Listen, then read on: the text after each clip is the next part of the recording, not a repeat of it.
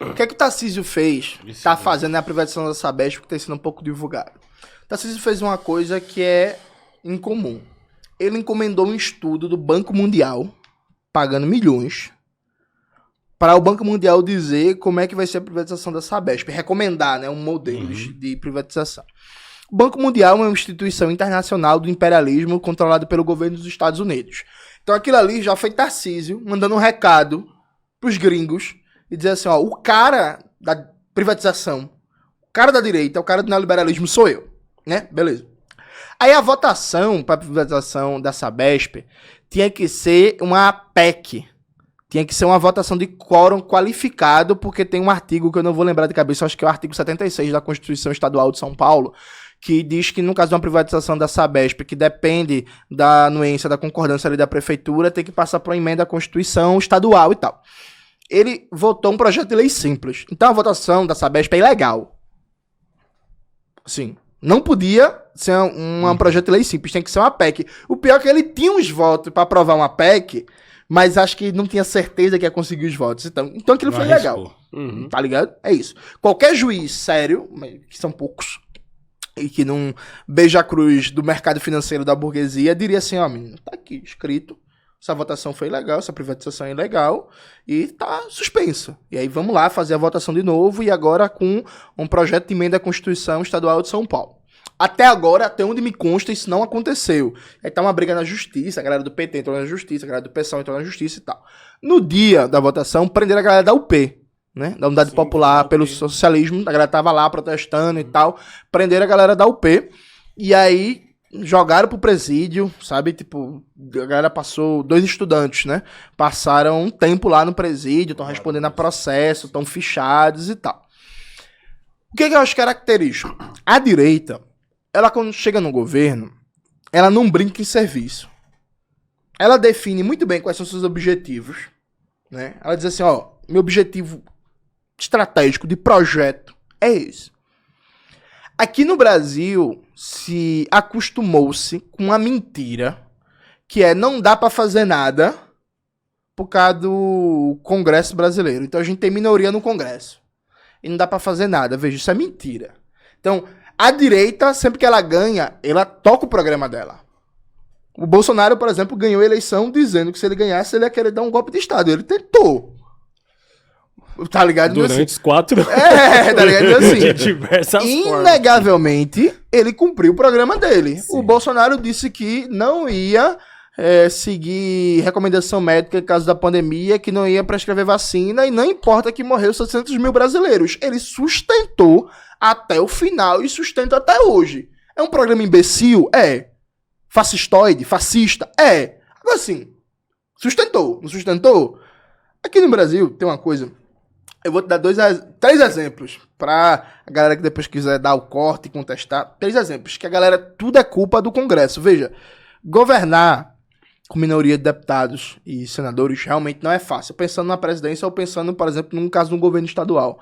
Governar com minoria na Alesp, na Assembleia Legislativa de São Paulo, não é fácil. Mas vou te dar 3 exemplos do governo federal, só pra tu... só pra galera sacar como isso é falso. Vamos lá. Meu irmão, tem um imposto pra agroindústria que a galera paga no Brasil e que vai direto pro INCRA. Quem falou isso, inclusive, foi o João Pedro Estrada, ele dirigente do MST, na entrevista pro Breno Alto. Esse imposto para agroindústria no Brasil, antigamente, alguns anos atrás, uns 15, 20 anos atrás, não arrecadava nada, porque a agroindústria era muito pequena. Com esse negócio de JBS Friboi e o crescimento de agroindústria, de processamento de proteína animal, principalmente, cresceu muito o setor de agroindústria no Brasil, né? Esse imposto que vai direto pro INCRA arrecada 2 bilhões 2 bi por ano. 2 bilhões, massa. Foi o que aconteceu com o INCRA em 2023. O INCRA não tinha orçamento para pagar a viagem da galera, para pagar as diárias, para fazer as visitas técnicas, as fiscalizações. Sabe por quê? Porque o imposto que deveria ir diretamente para o orçamento do INCRA, e o INCRA teria garantido só dessa fonte de financiamento 2 bilhões por ano para fazer a política de reforma agrária, esse orçamento não está indo para o INCRA. O Tesouro desvia e é gasto com outras coisas. A MST fez uma reunião com o governo, não passa pelo Congresso, a decisão do governo. fez uma reunião com o ministro da Fazenda, Fernando Haddad, dizendo assim: ministro, o imposto da agroindústria, que deveria ir para o INCRA, que deveria, esse ano 2023, garantir 2 bilhões para o INCRA, para a gente fazer a política de reforma agrária, não tá indo. Aí o governo falou assim: não, pô, a gente vai resolver. Fica tranquilo, vou mandar o Tesouro resolver e agora o imposto vai pro INCRA. Foi?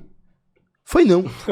Acabou 2023. A galera fala assim: não, a bancada do agronegócio é muito poderosa. De fato, é muito poderosa no Congresso. Mas veja, por uma decisão política de conciliação, de ceder ao que teoricamente é o inimigo, se deixou o INCRA com menos de 2 bilhões para fazer a política de reforma agrária para a agricultura familiar, para o pequeno e médio agricultor. Isso é um exemplo. Outro exemplo. No Brasil, vem a você na privatização de presídios. Ano passado, se privatizou o complexo de Erechim, complexo prisional de Erechim, no Rio Grande do Sul. Essa privatização de presídios foi feita a partir de um decreto presidencial. Então, atenção, galera, não é do Congresso. O decreto presidencial é da caneta do presidente. O decreto presidencial número 11.498, de 25 de abril desse ano. Lula estava viajando, quem assinou foi o Geraldo Alckmin, né? E o Fernando Haddad. Pronto, esse decreto coloca presídio de segurança pública no rol de privatização. Em seguida, o BNDES mudou a sua carteira de investimentos para colocar presídio de segurança pública no rol de atividades que vão ser financiadas pelo BNDES. E em seguida, a União, o governo federal, se colocou como garantidor da operação. O que é que significa isso? O complexo de Erechim fica no Rio Grande do Sul. Então, o governo do estado do Rio Grande do Sul está na operação que vai pagar o concessionário privado para administrar o presídio. Só que se o governo do Rio Grande do Sul não cumprir a sua parte no contrato, se ele não pagar, o governo federal assume a dívida e garante que o concessionário privado continue recebendo. Então, assim, a empresa privada nunca vai perder.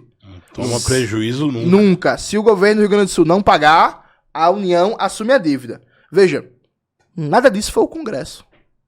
Decreto presidencial. Não foi o Congresso. Política do BNDES para apoiar a produção do presídio. O presidente do BNDES é o Aloysio Mercadante. Alguém que tiver o mínimo de coragem na mídia burguesa tem que perguntar para o Aloysio Mercadante: ô Aloysio Mercadante, o papel do BNDES é financiar a indústria brasileira, é financiar a complexidade produtiva, é financiar a ciência e tecnologia, é financiar a privatização do presídio. Assim, foi o presidente do BNDES. E aí, sabe o que é o mais doido?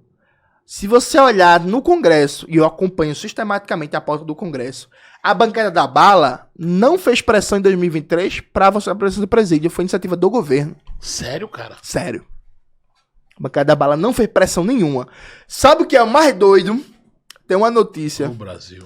Tem uma notícia de 2017, que é esse decreto do governo Lula desse ano, o decreto 11.498, é um decreto que modifica um programa criado pelo Michel Temer, que é o PPI, o Programa de Parceria de Investimento, que assim que aconteceu o golpe, o Michel Temer criou esse programa para privatizar aeroporto, estrada, rodovia, tudo que você imaginar, privatizar na área de infraestrutura. Ele queria passar o cerol, privatizar a infraestrutura no Brasil.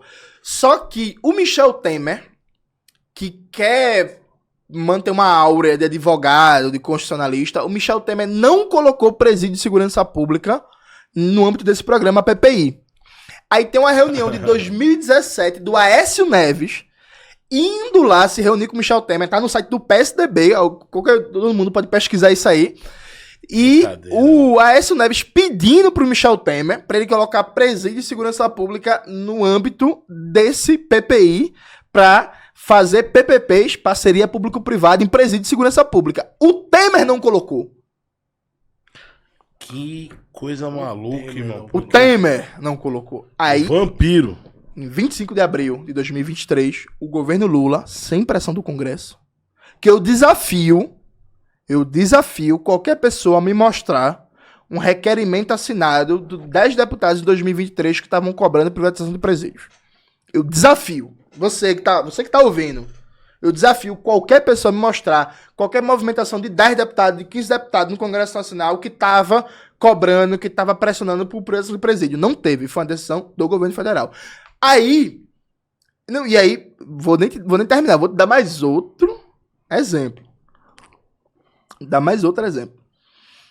Quando o Lula ganhou a eleição, o Bolsonaro fugiu do país. Né? E na prática, né, começou aquele debate sobre o governo de transição, e aí o governo conseguiu a tal da PEC da transição, né, que reformulou o orçamento, porque o orçamento de 2023 é feito em 2022, né? O orçamento de um ano é feito um ano antes. E aí conseguiu reformar o orçamento, melhorar e tal, e liberou 150 bilhões a mais para o governo Lula gastar ano passado, que foi inclusive o que deu um crescimento da economia, o que deu um alívio. Na PEC de transição foi aprovada que já podia aumentar o salário mínimo desde o dia 1º de janeiro. Desde o dia 1º de janeiro, já podia aumentar o salário mínimo, tá ligado? Então, o governo conseguiu uma possibilidade de já começar o governo novo aumentando o salário mínimo e no dia 1º de maio, dia do trabalhador, poderia dar outro aumento. Tá uma boa. O que é uma massa, porque o salário mínimo é, tipo, um valor de base para milhões de trabalhadores. Hoje tem 34 milhões de trabalhadores e trabalhadoras com carteira assinada. Foi o que o ministro da Fazenda, Fernando Haddad, fez. Lutou, militou para não dar o aumento do salário mínimo em janeiro e só deixar para maio, porque deixando o aumento só para maio, economizava 2 bilhões. Por quê? O salário mínimo, ele é atrelado à aposentadoria e alguns outros benefícios, né? Como o BPC, o benefício de prestação continuada. Se você desse somente o salário mínimo, aumentava também a aposentadoria e o BPC. E aí o argumento do ministro era que, não, se a gente aumentar o salário mínimo agora, os aposentados, a galera e tal, vai ganhar também aumento. E aí, em nome de economizar 2 bilhões, que não é nada, que só emenda pros deputados, foi liberada no passado 22 bilhões. Em nome de economizar 2 bilhões, deixou 5 meses para esperar a classe trabalhadora ter aumento. Não foi o Congresso aprovou a PEC de transição. Sim. Podia ter dado aumento em janeiro, tá ligado? Em janeiro, os caras decidiram segurar para maio. Então, assim, são 3 exemplos, eu posso dar vários, que na prática, se naturalizou entre a gente o chamado estelionato eleitoral. A galera é tudo chaveco, é tudo conversa. Então, na eleição fala que vai acabar com o teto de gastos, fala que vai rever a reforma trabalhista, fala que vai rever a reforma do ensino médio. Hoje, o ministro da Educação do governo Lula, o Camilo Santana é um cara que recebe ordem do Jorge Paulo Lema. O mesmo da fraude americanas, o mesmo da privatização da Eletrobras. Tipo assim, o MEC assinou um contrato com uma organização ligada à Fundação Lema no valor de 8 bilhões. Que isso? Nossa. Sabe? E aí, quando tu vai tá vendo, é só bilhão. Tá reparando, né? Que é tudo com B. Tá ligado? Igual você falou. Tá ligado? É lá em cima. Tipo. Tudo com B, tudo com bilhão, assim. Então, tipo, é muito cômodo esse discurso de que, não, a culpa é do Congresso, a culpa é da mídia. Veja, eu não tô dizendo que o céu é perto, nem que o mundo é fácil de se resolver. Perfeito? É isso, as coisas são difíceis. A gente tá falando de interesses poderosos e tal, né? Mas assim, você só muda as coisas com disposição para o enfrentamento, com organizar o debate público, com chamar o povo da jogada. Vou dar outro exemplo, em homenagem ao Pedro Maren, que tá aqui, que é especialista em questão militar. Quando os caras deram o golpe do 8 de janeiro, depois de tudo que fizeram no governo Bolsonaro, o que era que os militares tinham medo? De que acontecesse uma reforma das Forças Armadas. E se criou o clima político para aquilo, né? Os militares alopraram tudo que podia no governo Bolsonaro, responsabilidade direta, né? Mais de 700 mil pessoas mortas durante a pandemia, roubaram, que é uma beleza, né? Teve um general que foi presidente da Petrobras, que um mês ele recebeu mais de 1 milhão de salário, bônus e não sei o quê, roubaram tudo que podia e que não podia. E depois do golpe de 8 de janeiro, tem um áudio que foi vazado do atual comandante do Exército, o Tomás Paiva, dizendo que a prioridade do Exército das Forças Armadas é impedir que aconteça uma reforma. Porque vários setores da sociedade estavam dizendo assim, bicho, os militares desse jeito não dá. E tava tudo encaminhado, tinha toda uma conjuntura política para tentar uma reforma das Forças Armadas finalmente, para acabar com a tutela militar. Beleza. Foi que o governo federal fez. Foi que o presidente Luiz Inácio Lula da Silva fez. Uma irresponsabilidade histórica com o povo brasileiro. Ele decidiu que, ao invés de enfrentar os militares que estavam fracos depois do 8 de janeiro ter dado errado, Eles não conseguiram o que eles queriam. E finalmente fazer uma reforma nas Forças Armadas, mudar o artigo 142 da Constituição e acabar o ameaço militar, mudar a forma de promoção dos generais, mudar o número de generais, porque o Brasil tem um dos maiores números de generais do mundo, mudar a forma como é tocada a política de defesa, porque a política de defesa no Brasil parece que é coisa só de militar, que a sociedade civil não tem um debate democrático em torno da política de defesa. Enfim, uma série de reformas para acabar com a tutela militar, finalmente. O presidente Lula mantém o José Múcio, que é o conservador, um reacionário de Pernambuco, como ministro da Defesa. E o José Múcio, junto com o governo Lula, articula uma anistia ampla, geral e restrita para os militares golpistas, ao ponto de que um deputado do PT, Carlos Aratini, daqui, de São Paulo, apresentou um projeto de lei para mudar o artigo 142 da Constituição, que é aquele artigo que os militares dizem que garante que as Forças Armadas são responsáveis pela lei e a ordem. Então tinha vários elementos ali no artigo do deputado Zaratini, né, na proposta do projeto de lei. Mudar o artigo 142, fazer com que militares que sejam candidatos vão automaticamente para reserva, proibir general, já é proibido, mas reforçar, proibir general, militar, nativa, tá dando declaração política, se envolvendo com política. O governo sabotou o projeto e arquivou. Governo Lula. Sabe? Mas ele não é do PT também? Sim, Então. Sim, mas o próprio PT sabotou. Ele tem razão no que ele tá falando. Aí é muito gostoso chegar e dizer assim, não, mas não dá pra fazer nada por causa do Arthur Lira. Veja, o Arthur Lira é um bandido.